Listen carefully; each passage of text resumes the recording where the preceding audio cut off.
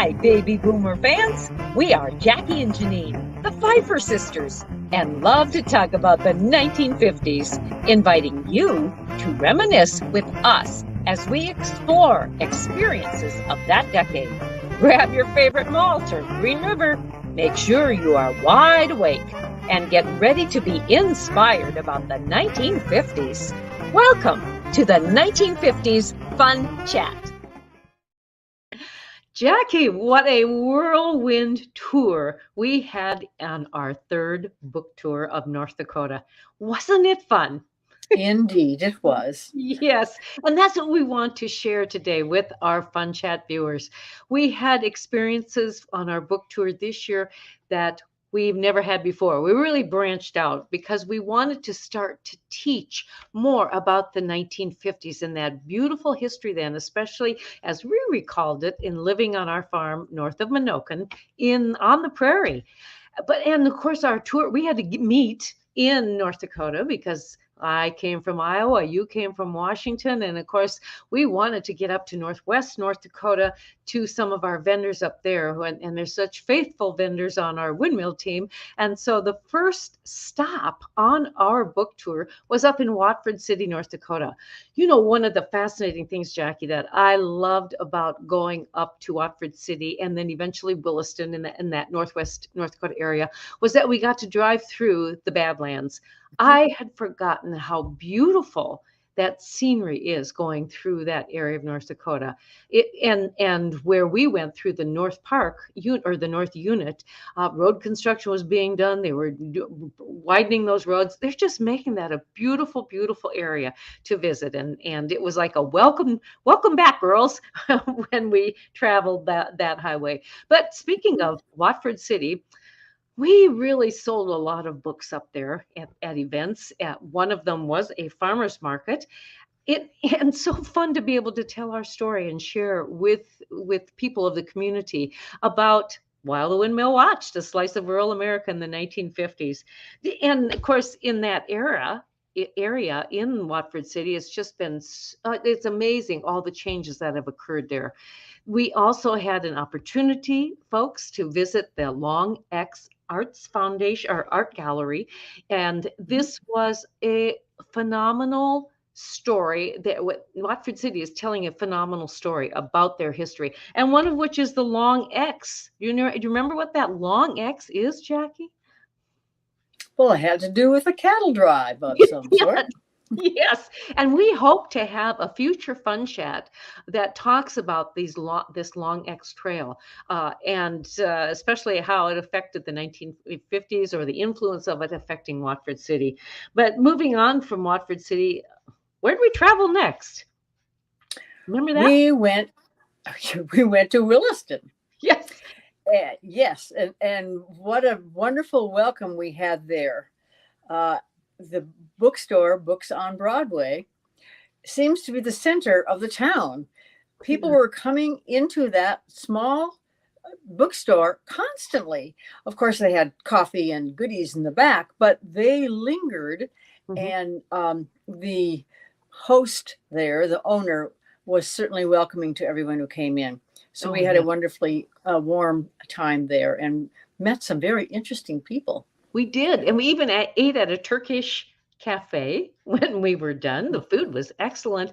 But Chuck Wilder owns Books on Broadway, and he was a very beautiful host for us. We really had fun being there. Excuse me. I don't know that was Turkish. I think it was Japanese.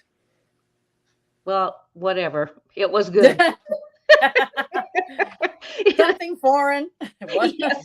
Yes. Okay. Well, moving on. Then we had to make our way going east because this is really the basis for our book tour that we had. We were invited by Linda Lumley, who's pretty much in charge of the Sybil Center in Stanley, North Dakota. And we were invited to be the main headliners, you might say, for their Ladies' Day celebration.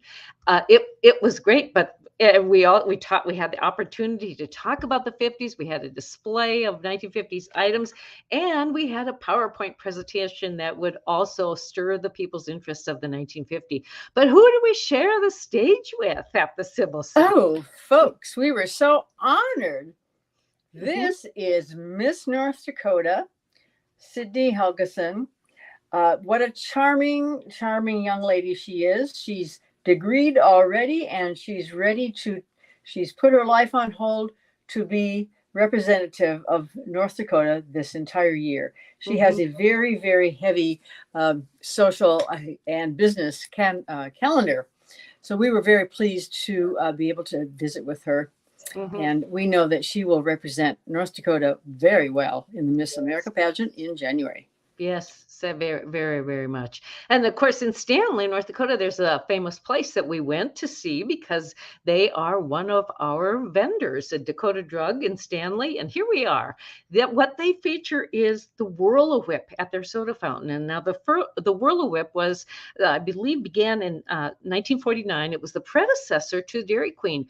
But unlike the Dairy Queen, who used the soft serve ice cream, the Whirl-Whip used hard ice cream and then added in fruits and other add-ins to make a really unique little freezy type ice cream treat.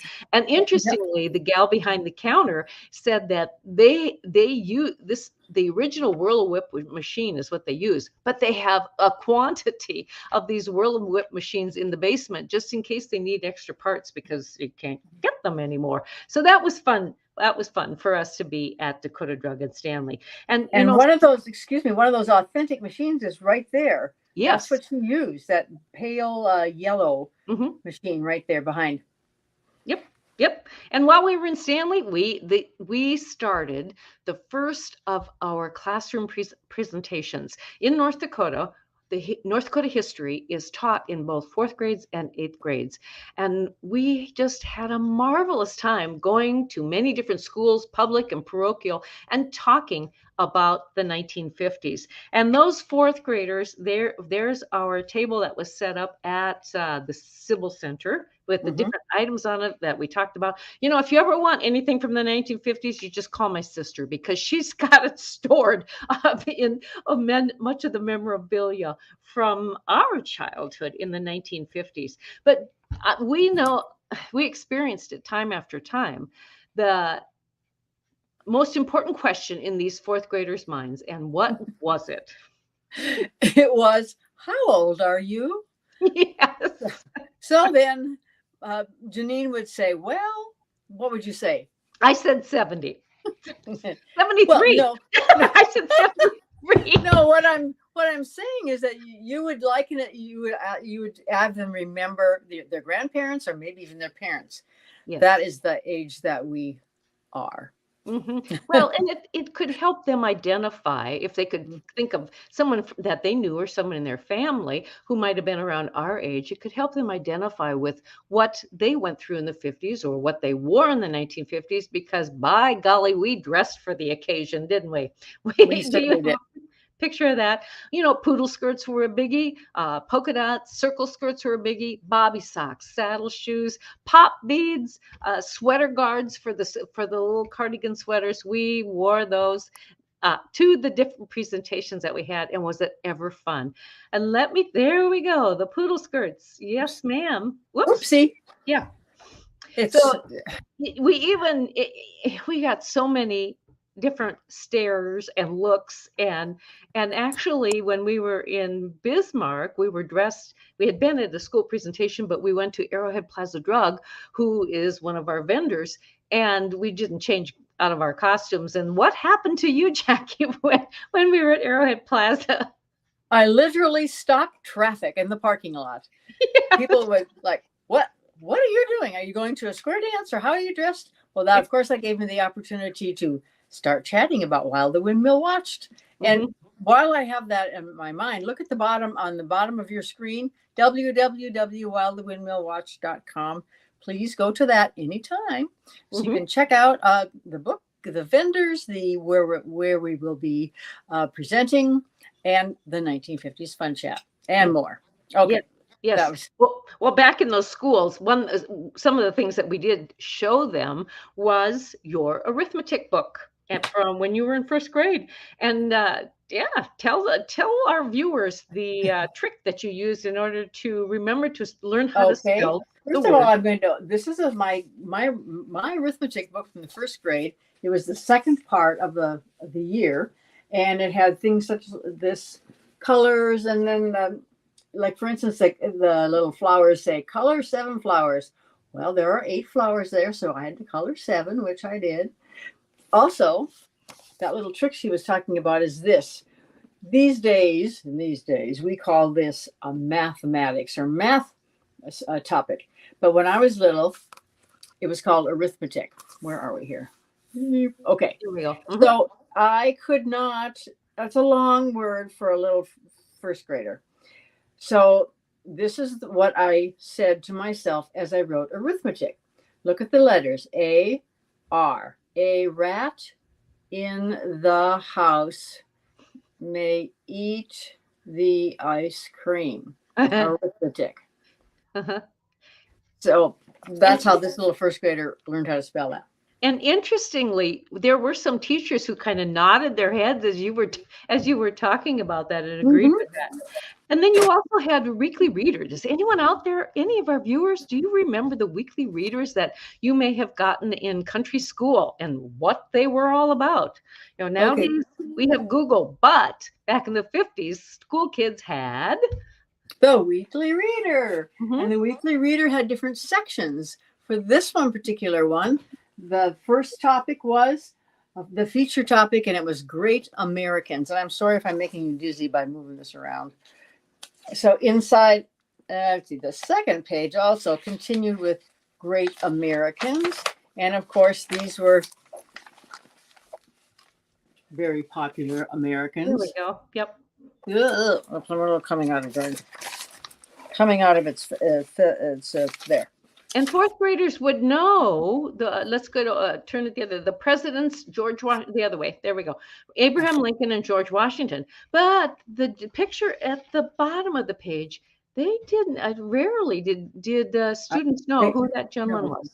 They didn't. And then I made them aware that it was because of President Eisenhower that we now have the interstate system. Because now it's just yes, it's common now. All right. Then also there is a Willie Crack Good Citizen cartoon. And then there's science news. And in this case, it happened to be animals, the bird here. And then the next page was Hops the Bunny. And he always had a good moral to talk about. The other way. And then, here we are. Okay, then there was a puzzle down below. There we go. Right. Enough of that. Sorry. Yep. Not very easy. But some of these, and we had more additional items. Of course, we had Dick and Jane readers because that's how children, for it seems like for centuries, but for years and years, learn how to read with Dick and Jane and Spot and Puff and Sally and Mother and Father. That was the thing. I remember feeling quite an association with that family just because they were such a strong part of my life in school. These schools that we visited, of course, we started out in Stanley, but then we made our way down into the Bismarck Mandan area. And we visited in parochial schools, in public schools. We ended up going to the University of Mary, where North Dakota history is taught. And this is the second year now that Dr. Joseph Stewart has used While the Windmill Watched in his classroom as a supplement to talk about the 1950s, because he said that it's rare to find resources that talk about the 1950s. And he was just overjoyed when I first contacted him 2 years ago to know that, yes, there's a source here that we can use in the classroom. And do you remember what he and the students had said about why they appreciated While the Windmill Watched? I think that's your line, because I've got something else I want to say after you get done. After you get done. All righty. Well, he said that we had been studying history of North Dakota earlier, of course, than what the 1950s were. And he said it was so dry and so dreary and oftentimes a series of facts and figures. But he said then when we got to your book, it was so fun to learn about the 50s and how we had presented it. We were so appreciative of that. And because if we can help make history fun, that is what I guess God has given us the opportunity to do right now.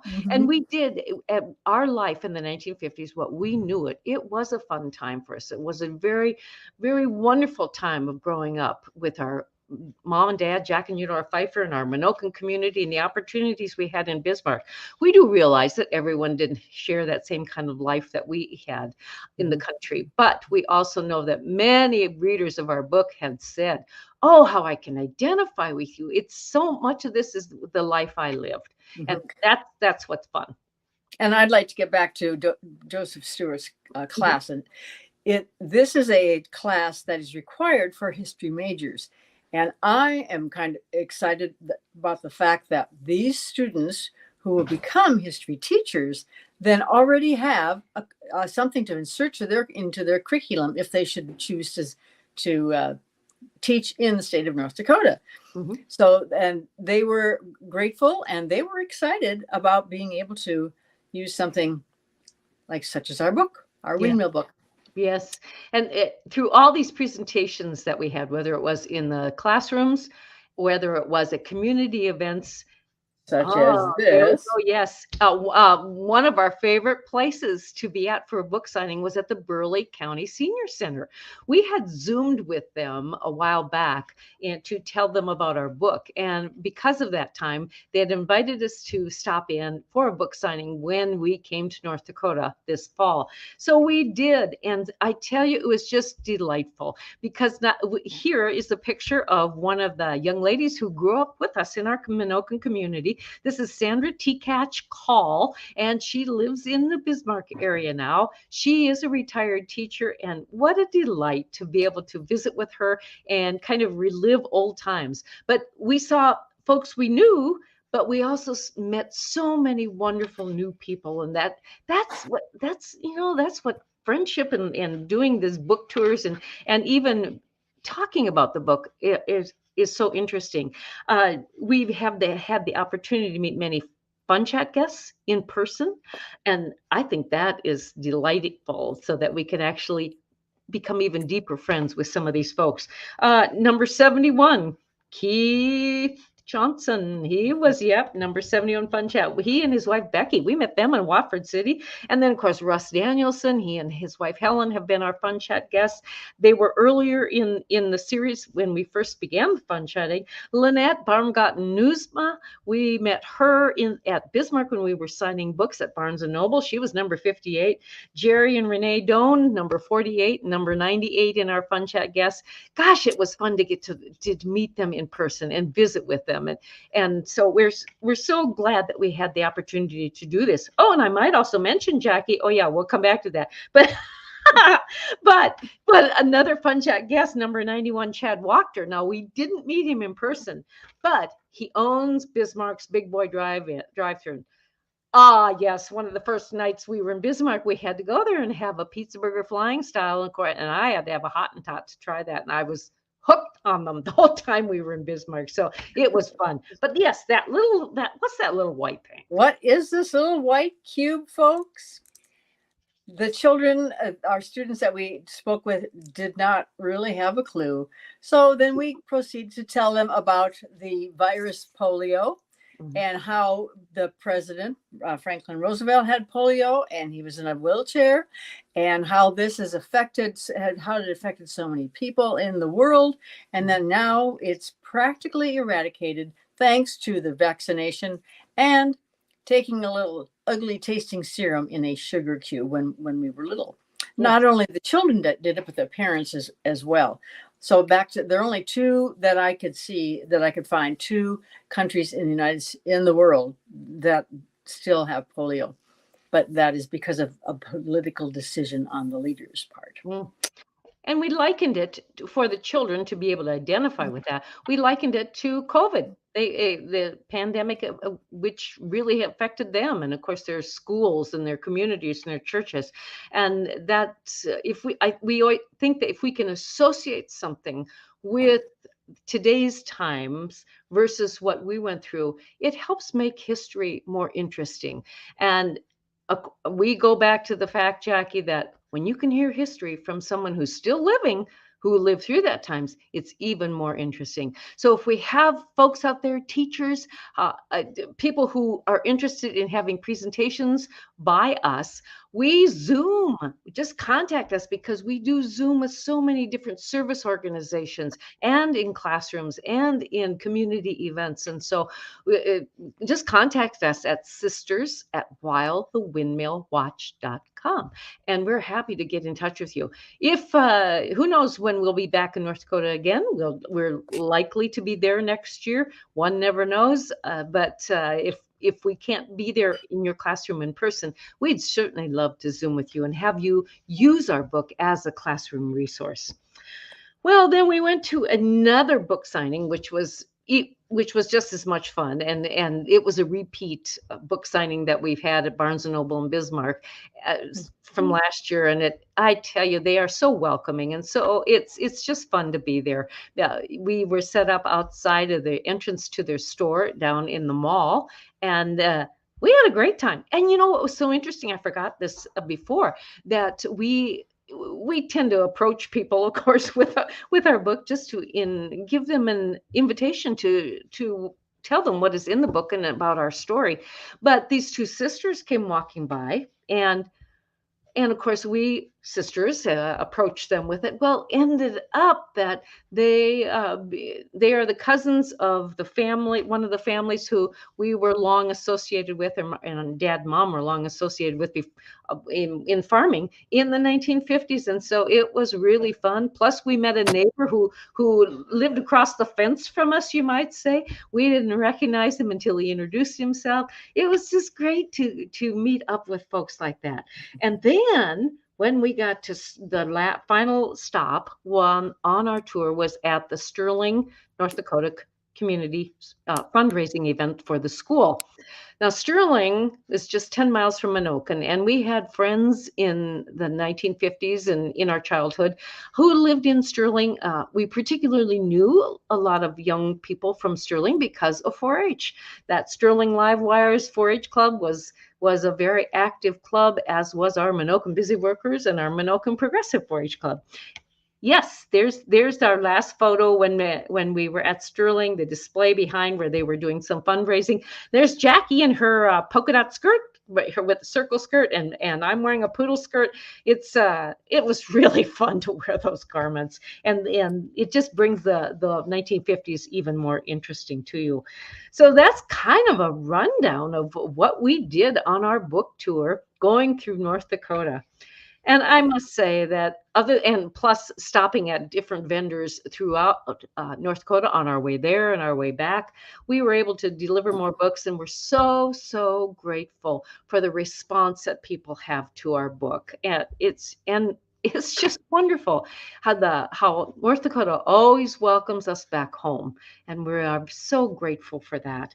And our hearts are grateful rather for that opportunity. And of course, then you'll want to read the book and to learn that story, because what's coming up next, Jackie?